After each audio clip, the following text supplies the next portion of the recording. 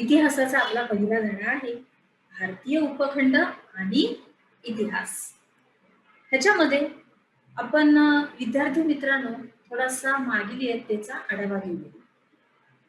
मागील इयत्तेच्या आढावामध्ये आपण काय काय शिकलो होतो? मानव आणि त्याच्या भोवतालचा परिसर आणि त्याचा परस्पराशी कसा संबंध असतो हे आपण बघितलं. मानव आणि त्याच्या भोवतालचा परिसर म्हणजे आपण जिथे राहतो तिथे आपल्या परिसरामध्ये कोणत्या कोणत्या गोष्टी आहेत ज्या आपल्याशी निगडीत आहेत. जसं की आपण राहतो तिथे आपल्या आसपास बाग आहे, दवाखाने आहेत, खाली रस्ता आहे. त्याप्रमाणे पूर्वीचा मानव हा त्याच्या भोवतालचा परिसर कसा होता? जंगल, नदीचं वाहती नदी, त्या नदीच्या पाण्याचा आसपासचा परिसर, त्याच्या भोवतालचा परिसराशी संबंध होता.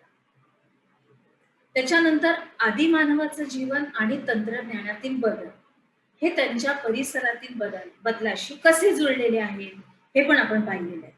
की आदिमानव हा कसा राहायचा, तो जंगलात शिकार करायला जायचा, तो कोणत्या गुहेत राहायचा, त्याच्या आजूबाजूला कोणती नदी किंवा कोणत्या प्रकारचं पाणी होतं, तलाव होता छोटासा की नदी वाहत होती.